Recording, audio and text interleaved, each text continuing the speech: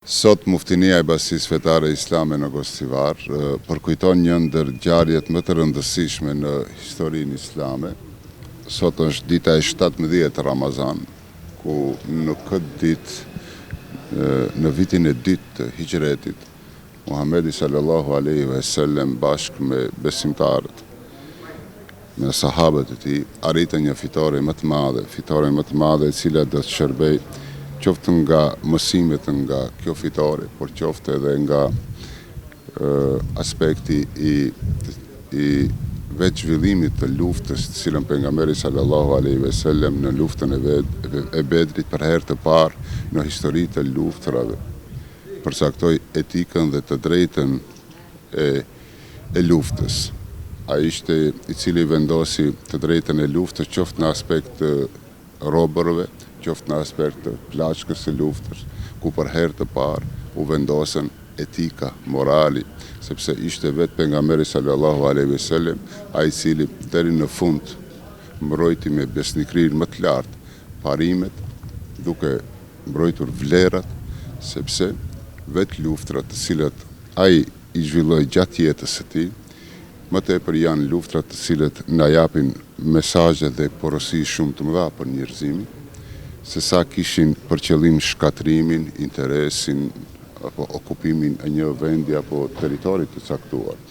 Por më tepër ishin luftra të cilat njerëzimit i jepshin jetë,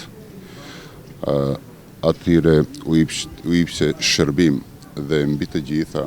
lufta e Bedrit e dim se ersi një pasojë e 15 viteve të torturave, maltretimeve, padrejtësive të cilat u bëheshin muslimanëve, qofshin 13 vitet në Mekë, por edhe 2 vite 6 shpërnguljes në Medinë. Pra, viti i dytë i hijretit,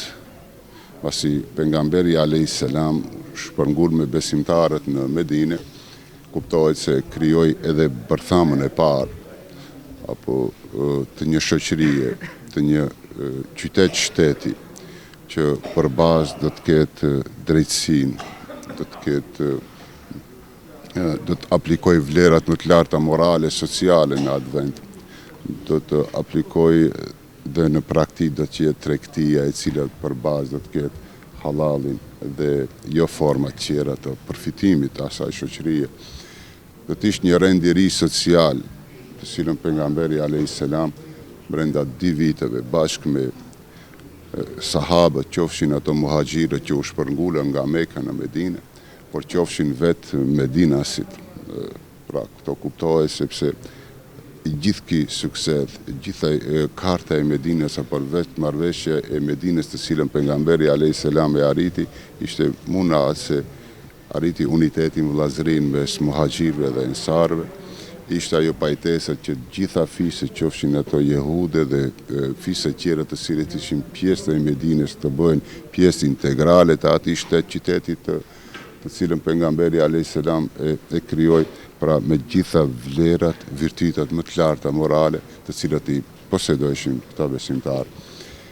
Dhe kuptohet se lufta e Bedrit është një luftë të cilën e arritën fitoren besimtarët me ndihmën e Allahut fuqiplot,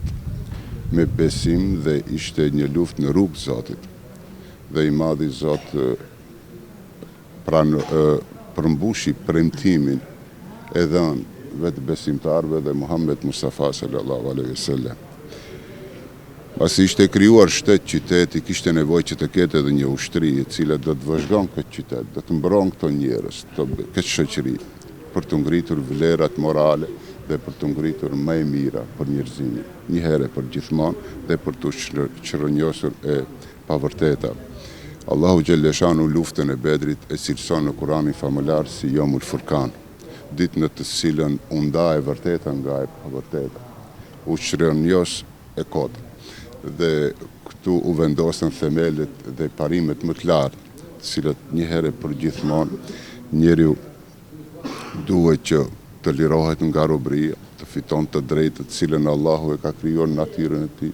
dhe si i tillë ai të vazhdon jetën si në aspekt shoqëror, por edhe në kuptim të jetës së tij të private e kështu me radhë. Pra lufta e Bedrit për skaj fitore së madhe të besimtarëve, e cila ndodhi mu në këtë muaj të bekuar të Ramazanit, për shkaj të asaj që Allahu fuqiplot e dalloi në Kuranin famullar këtë ditë, për shkaj të asaj që i madhi Zot pjesëmarrësit në luftën e Bedrit i privilegjoi dhe i ngriti në shkallët më të larta nga gjitha ato. Pra kuptohet se lufta e Bedrit na jep mësime shumë të mëdha. 1. Derisa jemi në rrugë të Zotit dhe kemi besim paluhatshëm në të madhin Zot, Allahu Gjellëshanuhu do t'jep mbështetjen për besimtarët. E dyta, lufta e Bedrit na jep